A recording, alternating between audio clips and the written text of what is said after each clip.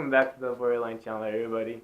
Today we're gonna be reviewing another movie. The movie's name is Kong Skull Island. It had a nationwide release, so you can probably catch it at your local theater on the 10th of March. So yeah, I've seen this movie this past weekend, and I'm gonna be talking to it with you guys. Yes, sir. And this movie has been directed by Julian Vogd Roberts. It's been cinematographed by a guy named Larry Fong, and also finally it's been edited by Robert Person. Is it that? Sorry, Richard Person. And it also has like 4 screenwriting credits. Cool. This movie brings King Kong back to the forefront. It's kind of rebooting the franchise in some kind of way.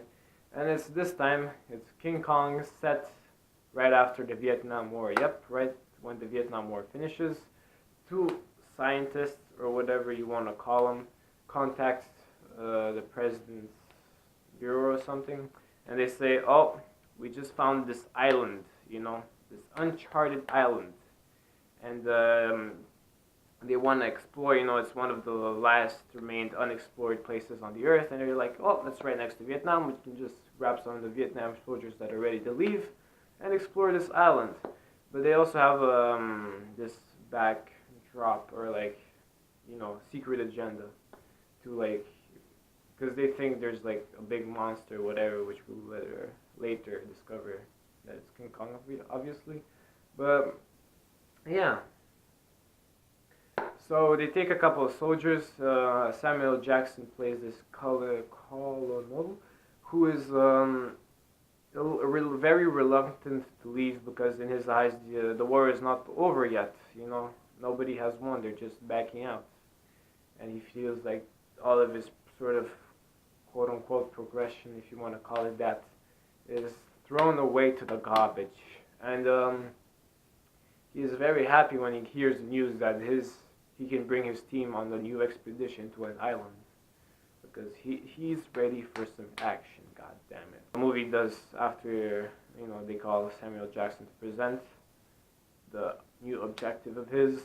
The movie cuts to a bunch of the main quote unquote main characters that are gonna be presented in this movie. And that's one thing I wanna stop the resume of this movie just to say one thing that I like from this movie.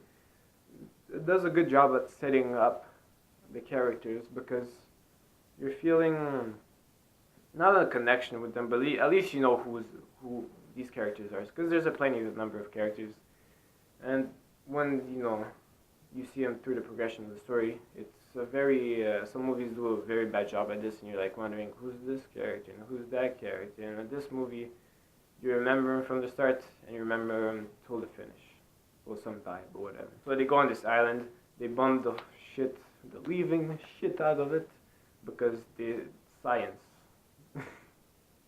Because science. And it awakes none other than this huge monster, a huge monkey that, sabotages a bunch of helicopters mid-air. And then there you have it. It set up the confrontation. King Kong versus the Vietnam soldiers and a couple of scientists. These bombings of that island awakes these creatures that are located inside of the ground, which makes them go and resurface on the island, and it creates these huge battles against them, against King Kong and these creatures, which is nice. They're very nice battles. Okay, after the whole first attack between King Kong, which, to add another point I very like, King Kong is introduced very swiftly, and I feel like there's no time wasted introducing King Kong, because we already know who he is, and it goes straight to the action, which is nice. During the whole helicopter bombing the island scenes, and yeah, it was entertaining, that part.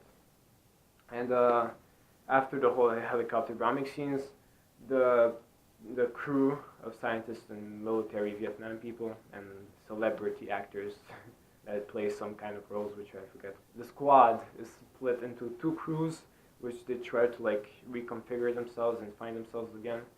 And yeah, let me tell you some things I liked about this movie. First of all, the first thing I want to jump to of what I like animations themselves, because I feel like the movie did a great job. The animators, though, they did a great job at making the creatures look real.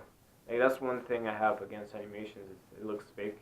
Like making it with real effects, with practical effects, looks always more real to the audience, to the movie itself.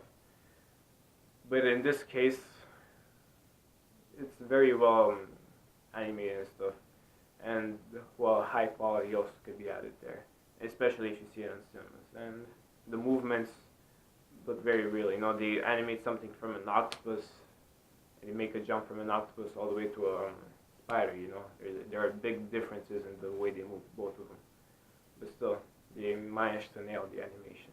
Second of all, this movie does a very good job, at making itself feel epic. Like I mentioned before, or if I didn't mention it, I'm gonna mention now. The creatures, they're like normal day-sized creatures, you know, that you can find in your surroundings. You know, an octopus or a spider, but their size is very, you know, huge, amplified. You know, they're enormous. They look like building-sized creatures. The movie does a very good job at making us feel very small compared to the, you know, to the movie itself. You know, like scale size. You know, that's what I mean by when I say it looks very epic. And it also sort of makes us connect to the characters that are in the movies, because we genuinely feel terrified for them when they like start battling a 20 feet tall creature. You know, that pops out of nowhere. I want to touch on the action scenes in this movie. I feel like my two favorite moments of this movie are action scenes. The first one is when the Vietnam soldiers that are stranded off somewhat after the helicopter fight, they have to fight like this giant spider. Like I'm telling you, they're like building-sized creatures, spider that is like walking inside this like forest. It looks like a bamboo forest. This spider's legs look exactly like the trees that they're walking in. And it's very cleverly introduced to us to cause like shock and to the audience.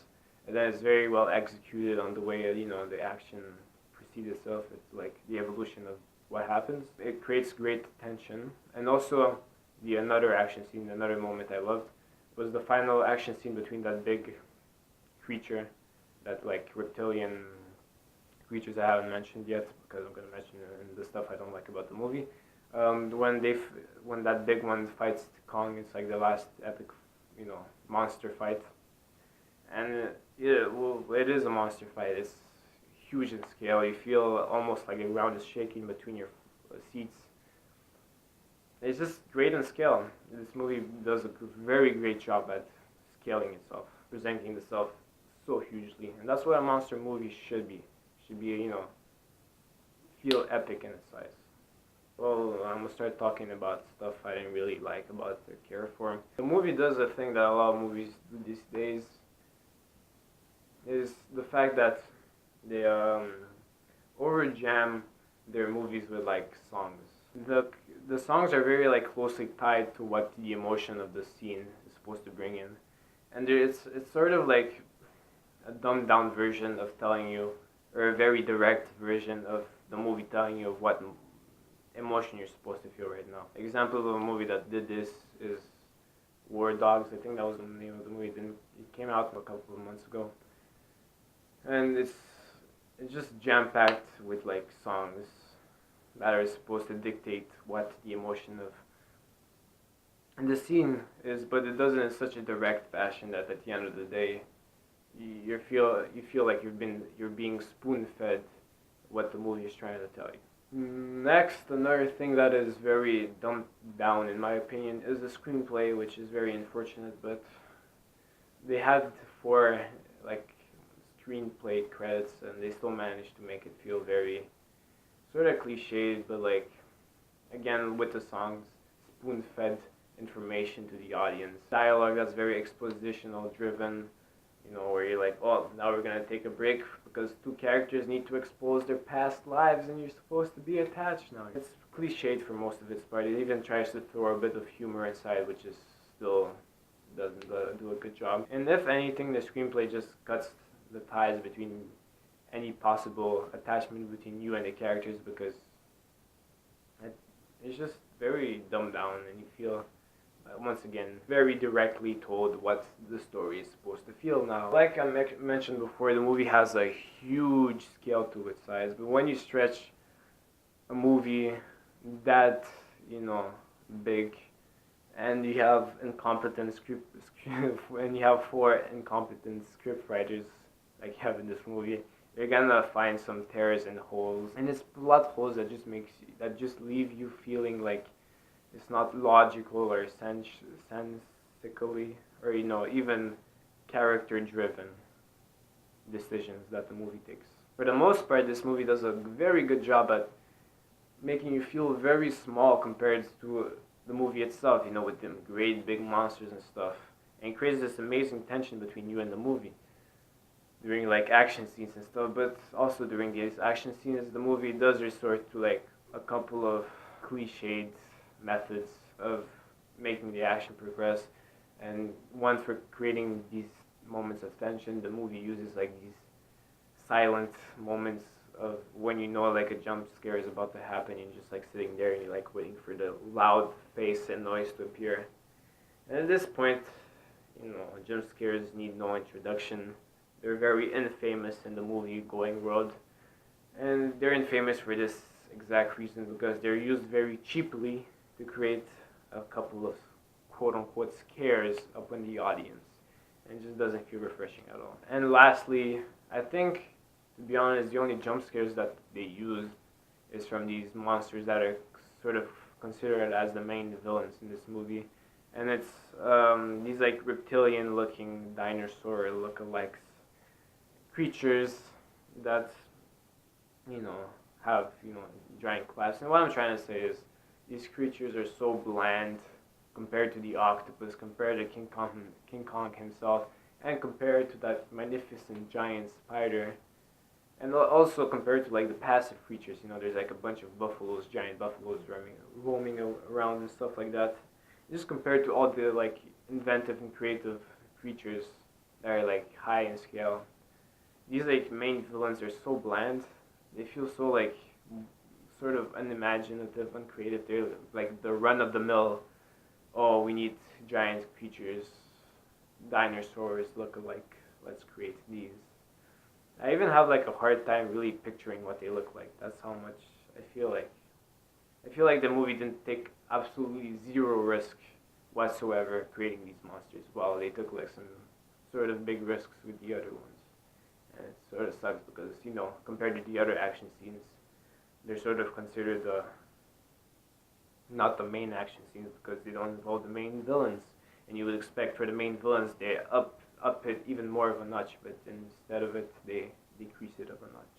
They like lowered it by a notch.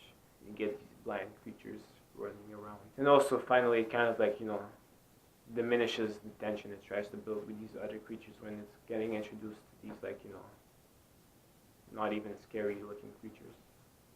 And, you know, there's no really moments I really hated about this movie, except for like, you know, the waiting times for the jump scares to happen, or maybe like the super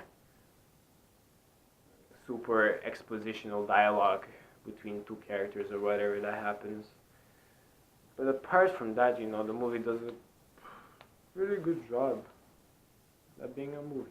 And that's what movies should strive at, being good movies. And so, to classify this movie in our little catalog of movie reviews, I think it's time to give this movie its proper rating. So, cue a jazz drum roll.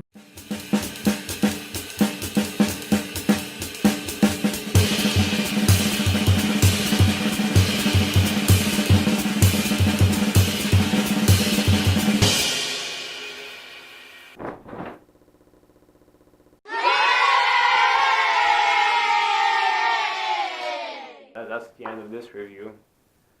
It's at the end of the day, it's just a well executed dumb action movie. That's how I like to view it. And it's very fun, you know. I suggest you go to see this movie in the theaters. It's very fun with your friends or something, you know, at the 3D.